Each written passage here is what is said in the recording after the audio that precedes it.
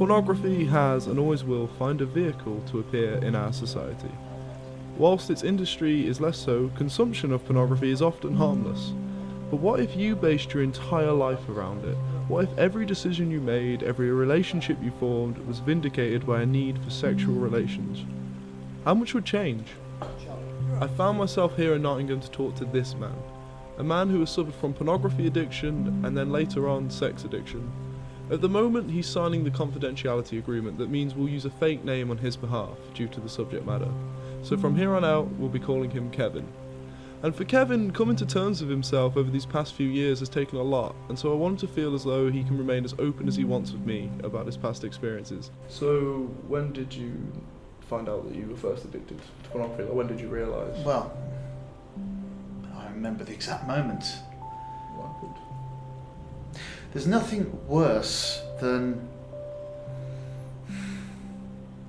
losing someone who genuinely cares about you, to push someone to understand what their limits are and then to go over those boundaries. It's just a feeling that I just never want to, I don't want to experience that again. It was right after I came home from having cheated on my wife for the second time. Right. It's like, it's very disassociating. It's like you have to depersonalise yourself from it. It's almost as if you have to channel this unhealthy self-destructive energy. How to think about it in better ways. People find other things. I found the gym. The gym worked for me. I know it's quite a generic response, but that was the thing for me.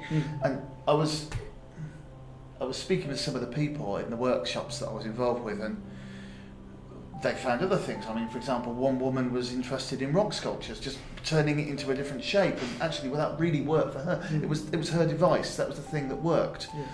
Just something to enlighten yourself, something to move away from that space to another space, something more creative to channel those energies into something more positive. Yeah. He never knew why he did it until he started seeking therapy. He firmly believes now that an early exposure to pornography completely warped his view on romantic relationships, forcing him to constantly sabotage them, leading to a spiral and years of depression. You see, the thing is, when you're exposed at such a young age to those images, your brain, which at that point just isn't fully developed, and it starts to have this unhealthy need to dispense dopamine. I mean, the brain is just a pharmacy, and it'll just dispense drugs appropriately in order to preserve its body. That's what it is. And if the brain feels that it needs that dopamine, that rush, it'll continue. But the problem is, a young person, a developing brain, doesn't know how to handle it. And so what happens in the real world is that person starts with visual stimulus. They'll then go on to masturbation, the physical, and then it comes to a point where their brain just gets so warped that any time they see a female, they'll just want to have sex with her. Therefore, it becomes nigh on impossible to be able to form female friendships, because all you want to do is to fuck them. Sorry to sound gruff, but that's what goes in the mind of somebody who's in that place. You just get to the point when you just can't differentiate between porn and real sex. Real sex is completely different. Real sex is messy, and that's what makes it beautiful. Two people, Porn isn't. It's sanitized. It's there, unavailable from the flick of a switch, and it totally depersonalizes what a normal loving relationship should be. So what are your thoughts on pornography now? Have they changed at all? Let's try and put a positive spin on this, right? Right. I mean, I've gone through this and I've tried to objectivise, what is the place of pornography in the world? Because there has to be a place. It exists. Yeah. It's not going to go away. And I think it's about understanding. It's about education. But the problem is that it's such a taboo subject in society. People just aren't open about it. But how can they be? Because it's the ingrained nature of it as being dirty. Yeah.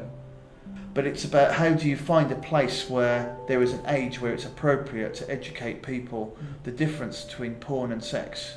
What is entertainment, and what is showing respect for the opposite sex, whether it being men or women. Yeah.